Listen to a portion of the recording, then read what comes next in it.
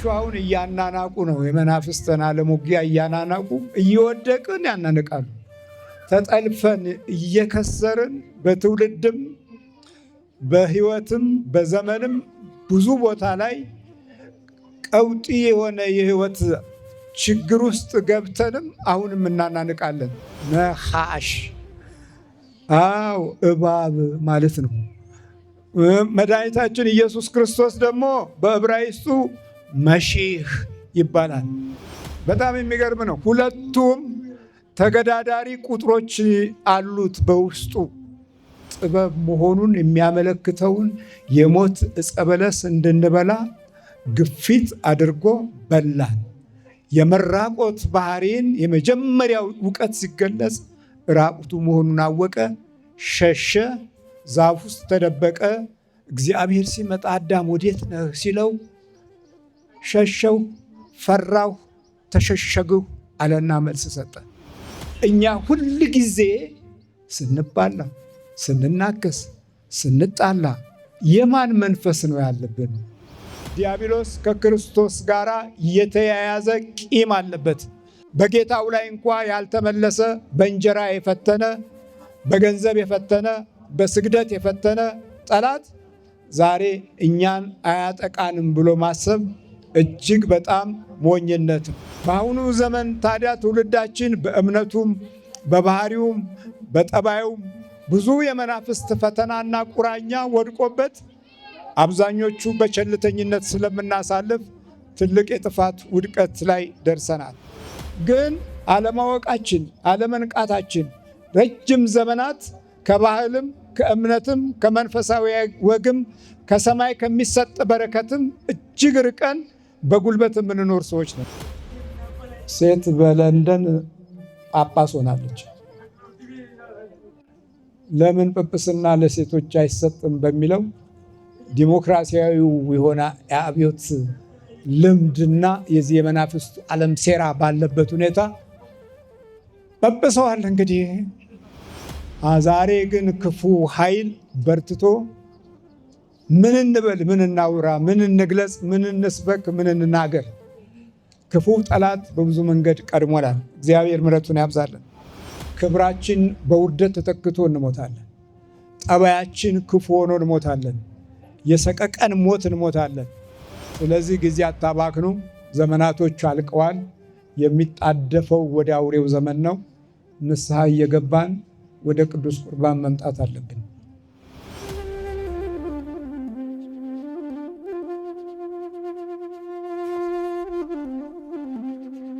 አሁን ቀጥታ ወደ አባታችን ወስዳችኋለሁ። አባታችንን ተቀበሉልኝ።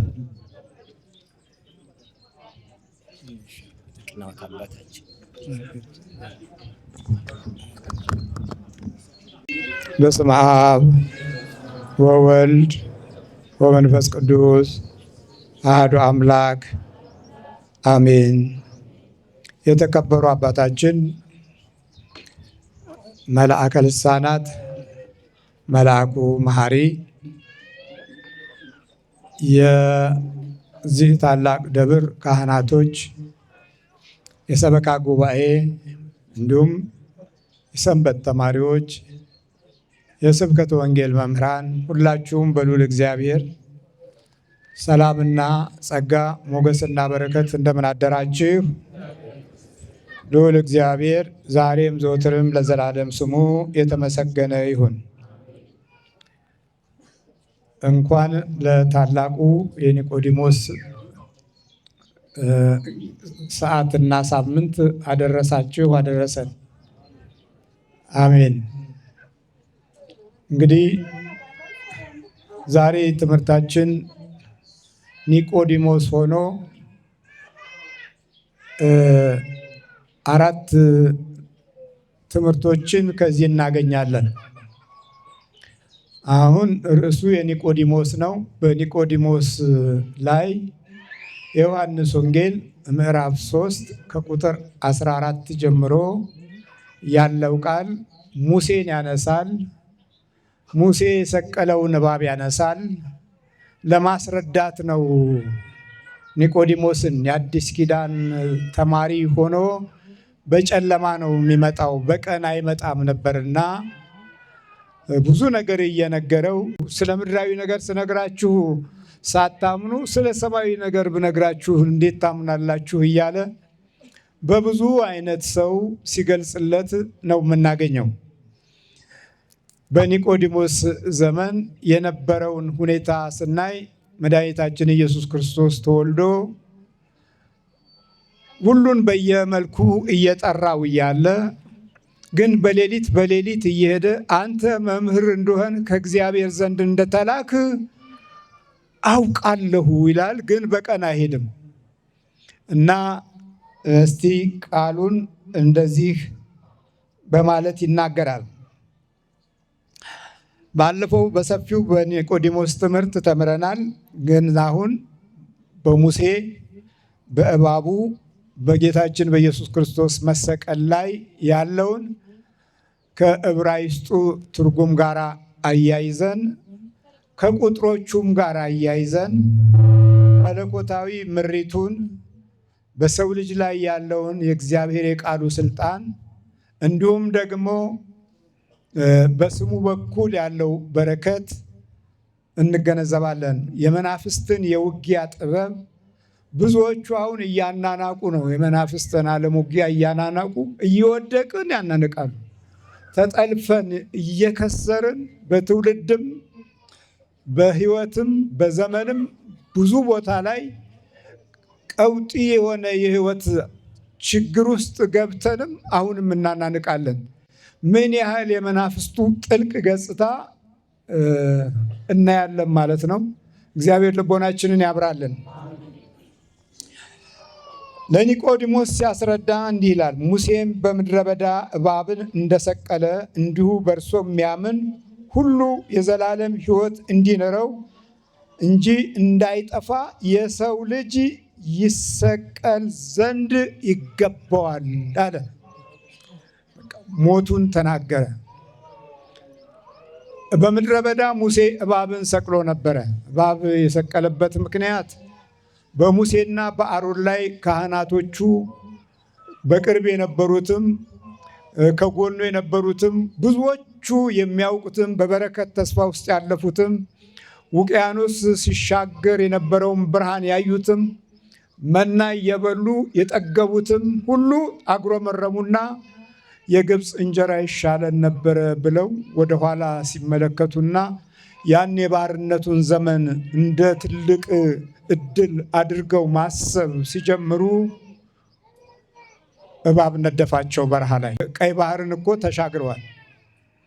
እየተጓዙ ነው ወደሚሰጣቸው ወደ ምድር ውስጥ እግዚአብሔር እየተዋጋላቸው። እነሱ አቅም የላቸውም፣ ገና ነፃ የሚወጡ ናቸው። በስሙ ኃይል እየተመሩ ነው። መላእክት ከጎናቸው ሆነው ያበሩላቸዋል። በቀን የደመና አምድ ይከልልላቸዋል። እንዳይርባቸው መና ያወርድላቸዋል። ከማርና ከቅቤ ከቅባት ጋር የተያያዘ ሰማያዊ ምግብ እየሰጣቸው የለም የግብፅ ሽንኩርት ይሻለናል አሉ። እግዚአብሔር ምሕረቱን ያብዛልን። እንዴት አደገኞች ነን! ያ ይሻለናል። ልጅን ከነ እናቱ ሐዘን ከጭቃ ጋር ሕፃናትን የሚረግጡበት ያ ይሻለናል። የፈርዖን ጽኑ አገዛዝ ያ ይሻለን ነበረ። አሁን በዚህ በበረሃው ላይ ምግብ አጣን። ከሰማይ የሚሰጠው መና ተጸየፍነው አሉና አማረሩ። ሲያማርሩ እባብ ነደፋቸው። እባብ እየነደፈ ትልቁንም ትንሹንም በረሃ ላይ ፈጀው። ያጉረመረመውን በሙሉ እባብ በላቸው። እባብ የቀድሞው እባብ ድሮ አዳምና ሔዋንን ሞት አትሞቱም ያለው እባብ በዕብራይስጡ የሚገርም ነው። ነሐሽ ይለዋል። እስቲ በሉ ነሐሽ። አው እባብ ማለት ነው። መድኃኒታችን ኢየሱስ ክርስቶስ ደግሞ በዕብራይስጡ መሺህ ይባላል። ማን ነው የሚባለው? በጣም የሚገርም ነው። ሁለቱም ተገዳዳሪ ቁጥሮች አሉት በውስጡ። ተገዳዳሪ ቁጥር ማለት ምን ያህል ጥልቅ የሆነ የመናፍስት ይዞታ በሰው ልጅ ሕልውና ውስጥ አደገኛ የሆነ ጥፋትን ለማድረስ ስር የሰደደ ከነፍስና ከስጋ ጋር ያለው ውህደት የጸና መሆኑን እናያለን። ዝም ብለህ በስመ አብ ስትል 40 ክንድ ይርቃል የምንለው ጉዳይ አይደለም። በውስጣችን የተጠላለፈ መናፍስታዊ ጉዳቶች ከጥንት ጀምሮ ሲጓጓዙ መጥተው ዛሬ አጋንንታዊው የሆነው ትውልድ እየበረታ ሄዶ የሚማረውም የሚያወራውም የሚጫወተውም የጣትና የእጅ ምልክቱም ሁሉ የአጋንንትን ቀንድ መያዝ የጀመረው ተገዳዳሪ ጠላት በሰው ልጅ ላይ ሰፊ ቦታ ስላለው ነው። እሺ እንግዲህ ነሐሽ የሚለውን እያንዳንዱ አሁን በእድሜያችን ቁጥር ይሰራል። አለ ቁጥር አይደለም። እድሜያችን ይቆጠራል፣ ዘመኖቻችን ይቆጠራሉ። በእግዚአብሔርም ዘንድ መለኮታዊ ቁጥሮች አሉ። በዚህ በመናፍስቱ ዓለምም እንደዚሁ መናፍስታዊ የሆኑ የቁጥር ተዛማጆች አሉ። እንደ 666 ያለው ቁጥር ግማሹ በሰብአዊ ሰብዕነታችን አንጻር የዚህ የክፉ መንፈስ አያያዝ ስልታዊ መሆኑንና የረቀቀ ጥበብ እንዳለው የምንገነዘብበት ነው። ነ ማለት በዕብራይስጡ የመንፈስ ቅዱስ ዕለትን፣ የመንፈስ ቅዱስ ጊዜን፣ በዓለ ሃምሳን፣ ነፃነትን፣ ኢዮቤልዩን የምታመለክት ሲሆን በሰው ልጅ ተፈጥሮ ላይ ደግሞ እግዚአብሔር ከአራት ከሚታወቁ ከሚታዩና ከማይታዩ የሰው ልጅ ሲፈጥር ከእሳት፣ ከውሃ፣ ከነፋስ፣ ከአፈር ስንት ባህሪያት ሆነ ማለት ነው? 4 ባህሪያት። ከእሳቱ እሱ ይካፈላል። እንዴት ነው የሚካፈለው? ነሐሽ ካለው ነ 50 ነው፣ ሀ 8 ነው። ደምሩ 1300 ነው። ሲደመር 358። መሺህ የሚለውን ደግሞ መ 40 ነው፣ ሺ 300 ነው፣ 340። ህ 8 ነው፣ 348። ዮድ አለች፣ መሺህ ዮድ የምትባላለች እሷ በቁጥር 10 ነች። ደምሩ 358 እኩል ሆነ ማለት ነው። ከጌታ ጋር ተገዳደረ አልተገዳደረም? በቁጥር እኩል ሆነ፣ በዕብራይስጡ ፊደል እኩል ሆነ። ስለዚህ ምን አደረገ? የጥንቱን አዳም ሞትን አትሞቱም ማለት በቃ አትሞቱም፣ ግድ የለሽም ሞትን አትሞቱም አለና ለብዙ ተናገረና ብሉ እንደ እግዚአብሔር ክፉና ደጉን እንዳታውቁ ነው የከለከላችሁ አለ። ከዛም በኋላ ይህንን የውሸት ነገር አዲስ መቀስቀሻ ጥበብ አደረገና እሷም ለማየት እንደሚያምር እንደሚያስጎመጅ ለጥበብም መልካም እንደሆነ አየች፣ በላች። ከዛ በኋላ አዳምም በላ። የመጀመሪያው ክፉ እውቀት ሲገለጽ ምን ሆነ ማለት ነው? መራቆት ሆነ።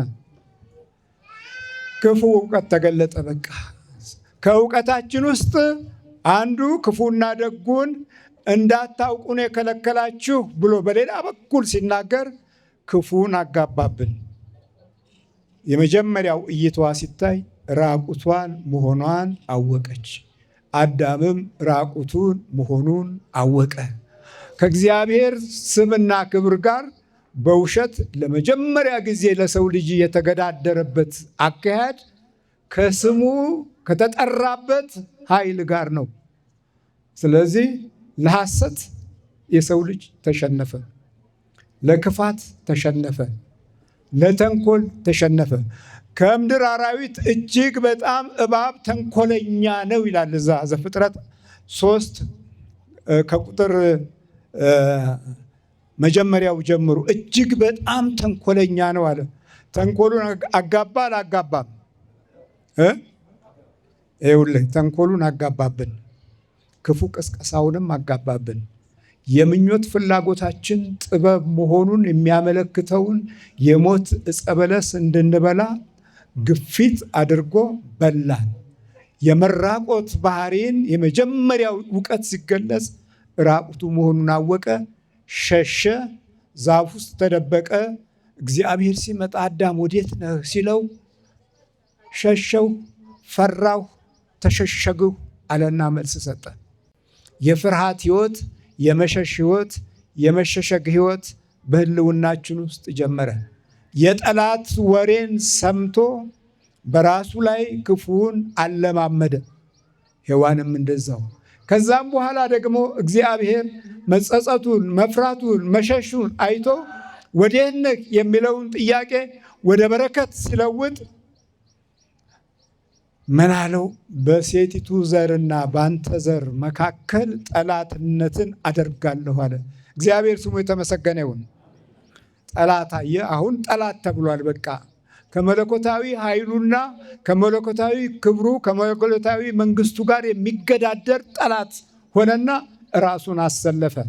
ስለዚህ አሁን እኛ ክፉ መናፍስት የለብንም፣ ምንም እንደው ንጹሖች ነን ስንል ታዲያ አያስገርምም?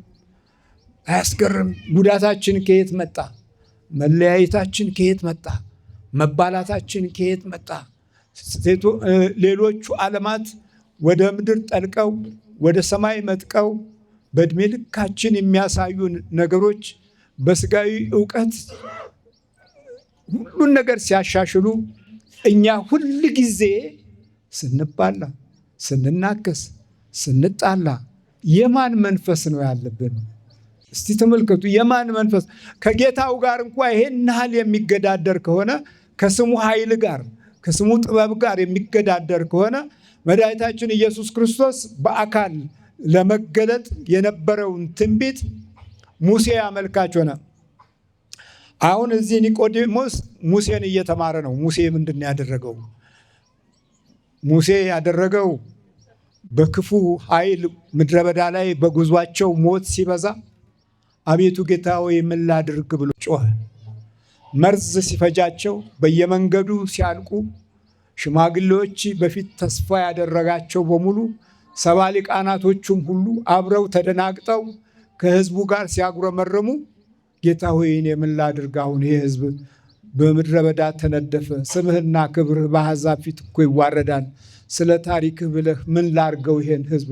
አንተስ ምን ታደርግ ብሎ መማፀን ጀመረ። ሙሴ ማን ነው? ሞሼ ነው። እሱም ደግሞ የራሱ ቁጥር አለው። የወጣ የሚያወጣ ማለት ነው። ሙሴ የወጣ እንደገና ደግሞ የሚያወጣ፣ ከባህር የተገኘ እንደገና ደግሞ ባህር ከፍሎ ምን የሚያደርግ የሚያሻግር፣ ማንን የሚወክል ሆነ? በዛ ዘመን ውስጥ መሲሁን ኢየሱስ ክርስቶስን የሚወክል ነበረ። መቀበል ያለ መቀበል የዛ ህዝብ ጉዳይ ሆኖ ግን መቅሰፍቱ በላቸው፣ በእባብ ተነደፉ። ለዛውም ደግሞ የሚደደፉት ምናቸውን መሰላችሁ? እግራቸው። ምን ብሎ ነበረ? በሴቲቱ ዘርና በአንተ ዘር መካከል ጠላትነትን አደርጋለሁ። እርሱ ራስህን ይቀጠቅጣል፣ አንተ ደግሞ ሰኮናውን ምን ትለዋለህ? ትነድፈዋለህ። ሰኮናውን ትነድፈዋለህ። በምድረ በዳ ያጉረመረሙት አልተነደፉም? እኛ ደግሞ በምን ተነደፍን?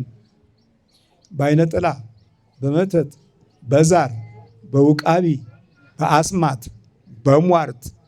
አቤት አቤት አቤት አቤት! በዚህ ተነደፍን። በጣዖት አብሮ በሚወለድ በቃ በገሃድ መጣ። ያ በእባብ ተመስሎ ነው የነደፋቸው። የእኛ ደግሞ በገሃድ ነው።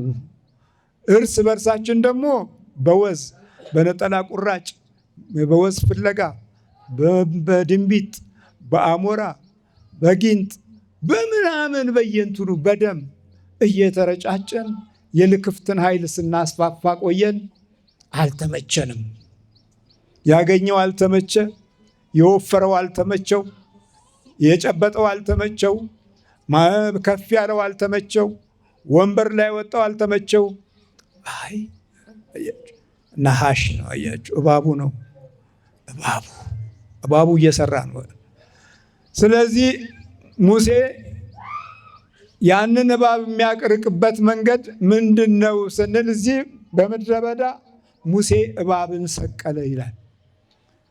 ናሁሽታን የሚባል ከናስ የተሰራ እባብ በመስቀል ላይ አዘጋጅቶ ሰቀለና ይህን ያየ ሁሉ ከንድፍቱና ከሚቀጥለው ንድፈት ይድናል አለና ለሕዝቡ ነገራቸው። ሁሉም እየተንገበገበ የተነደፈውም ያልተነደፈውም ያን የተሰቀለ የናስ እባብ ሲያይ በማየት ብቻ እንዲዱ አደረጋቸው። እግዚአብሔር ስሙ የተመሰገነ ይሁን። ሙሴ በምድረ በዳ እባብን እንደሰቀለ እንዲሁ በእርሱ የሚያምን ሁሉ የዘላለም ሕይወት እንዲኖረው እንጂ እንዳይጠፋ የሰው ልጅ ይሰቀል ዘንድ ይገባዋል አለ። ይሄንን ተማረ ኒቆዲሞስ። የናስ እባብ ሰቅሎ በማየት ብቻ ዳኑ። የማየትን ተስፋ፣ የማየትን ራእይ፣ የማየትን ክብር እንደዚሁ በናስ እባብ መስቀል ላይ መዳን ተጀመረ።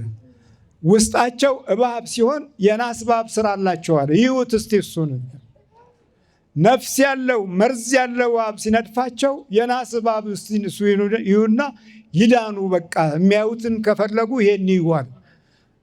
እግዚአብሔር በናስ እባብ አዳናቸው። ያንን ለኒቆዲሞስ ነገረው።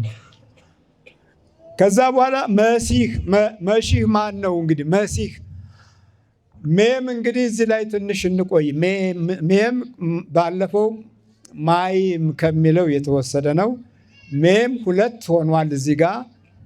ሜም የመጀመሪያዋ 40 ቁጥር የመጨረሻዋ 40 ቁጥር ሲደመር ስንት ይሆናል? 80። ሴት ልጅ በስንት ቀኗ ነው የምትጠመቀው? የመጨረሻዋ ተጠማቂ ማናት? ሴት። ሁለት ሜም 80 ይሆናል። የመጀመሪያው ሜም ማን ነው? ወንድ ነው። ወንድ ስለሆነ ወንዱ በስንት ጊዜ ነው የሚጠመቀው? 40። ስለዚህ ክርስቶስ ልደታችን ነው፣ ጥምቀታችን ነው። እግዚአብሔር ስሙ የተመሰገነ ይሁን። መሲህ ነዋ፣ መሺህ ነው። አየህ፣ በመሃሉ ማናለች ደግሞ? ይወዳለች። ማይም ያደረገችው ነው። ይሄ እንግዲህ ጥንተ ቃሉ በዕብራይስጥ ውስጥ ያለው መሰረታዊው የመጽሐፍ ቅዱስ አተረጓጎም ነው። የዚህን ዓለም መንፈስ ስናይ እና የመድኃኒታችን የኢየሱስ ክርስቶስን የክርስቶስን ኃይልና የስሙን ክብር ስናይ በጣም ረዘም ያለ ጠለቅ ያለ የሕይወት እና ለእኛ የሰጠውን ስጦታ አጉልቶ ያስረዳናል። ስለዚህ ዮድ መሀል ላይ ያለች ማይም ያደረገችው፣ ማይም ደግሞ ማለት ቀጥታ ሲፈታ ውሃ ማለት ነው። የምንጠመቀው በምንድን ነው? እሺ፣ የተፈጠርንበት አካል ከምንና ከምን ነው? ከውሃ፣ ከእሳት፣ ከነፋስ። መሺህ ሺህ ስትተረጎም እንደኛ ፊደል እንደ ንጉሱ ሰ መንግስቱ ሰ ንጉሱ ሰ ትባላለች።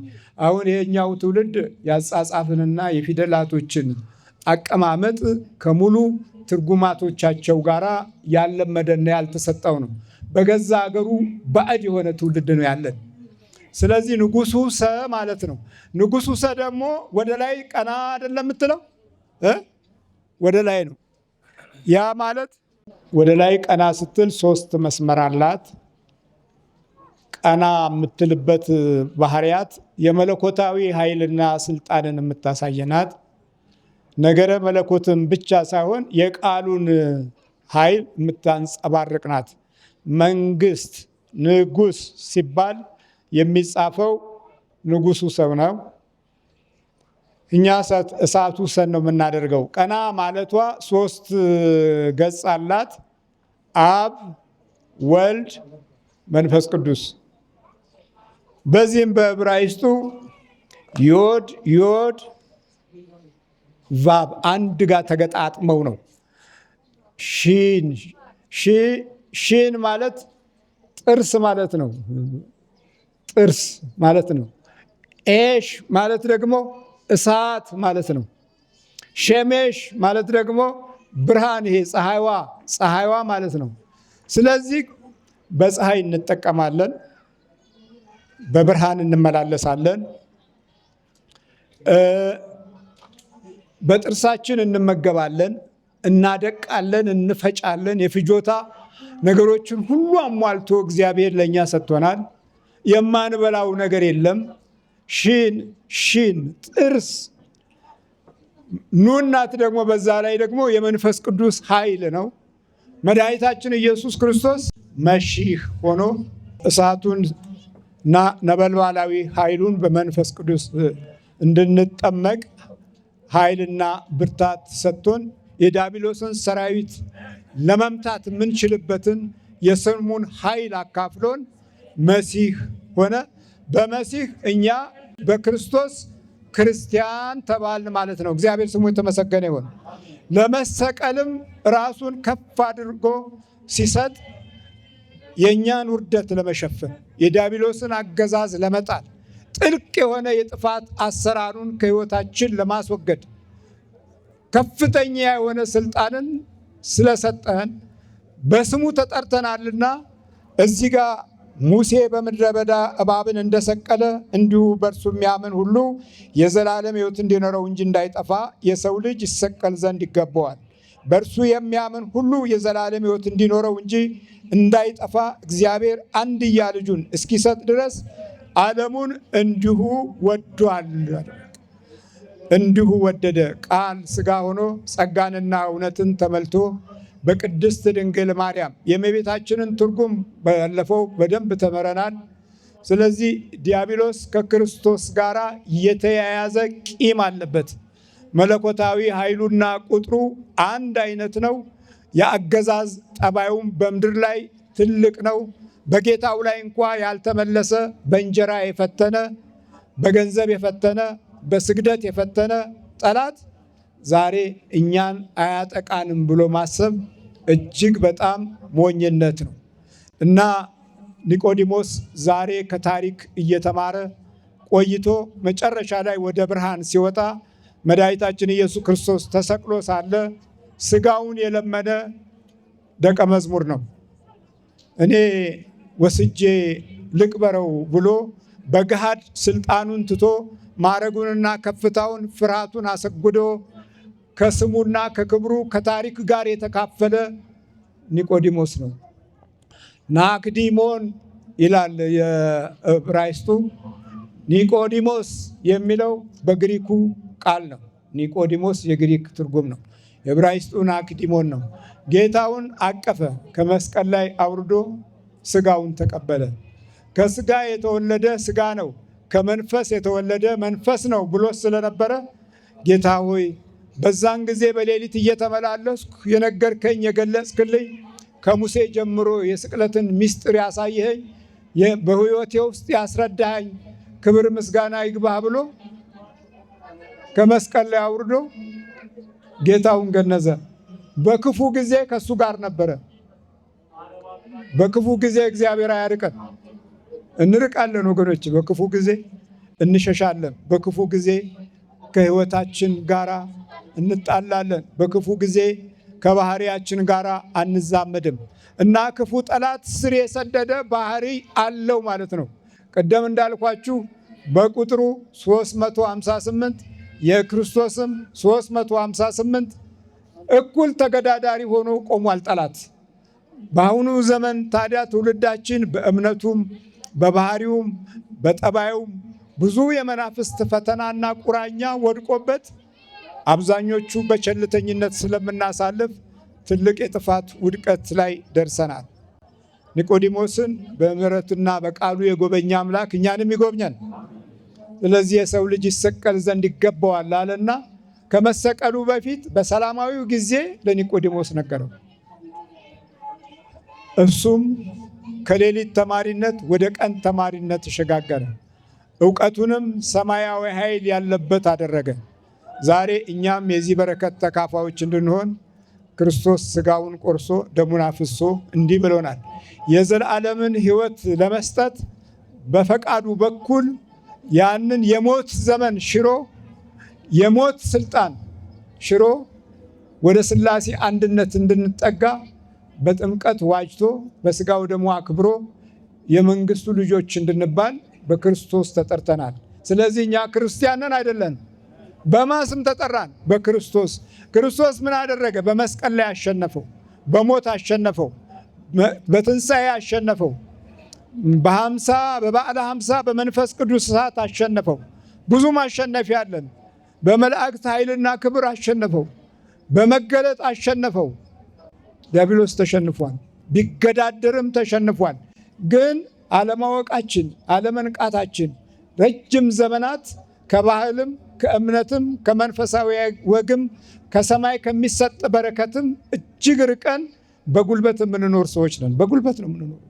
እንጀራችንም በጉልበት፣ አቅማችንም በጉልበት፣ እውቀታችንም በጉልበት፣ ጠባያችን ጭምር በጉልበት ነው። እየተጣላን እየተጨቃጨቅን የምንኖርበት ቤት ሁሉ ከውስጡ ጠላት አለበት። ሌላው አንድ ወቅት ላይ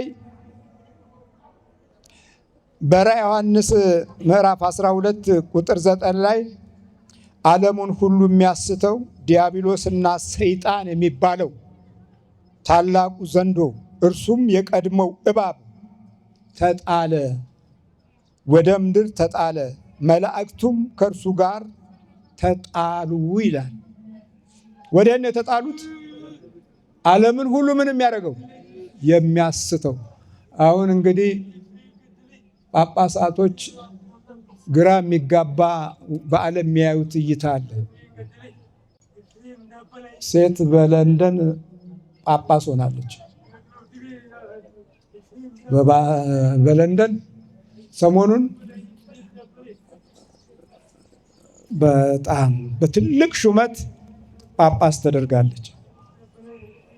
የጳውሎስ ሕግ የክርስቶስ ኃይለ ቃልና ስልጣን መለኮታዊ ምሪት ያ ሁሉ ተቋርጦ ለምን ጵጵስና ለሴቶች አይሰጥም በሚለው ዲሞክራሲያዊው የሆነ የአብዮት ልምድና የዚህ የመናፍስቱ ዓለም ሴራ ባለበት ሁኔታ ጵጵሰዋል። እንግዲህ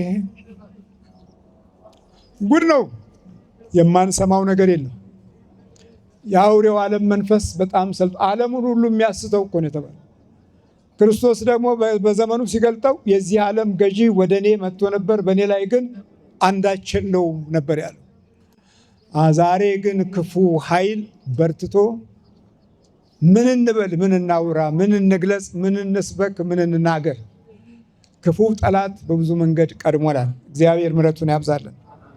ስለዚህ ዛሬ የክርስቶስ ሥጋ ያስፈልገናል። የክርስቶስ ደም ያስፈልገናል። በሱ በኩል ነው ማሸነፍ ያለው።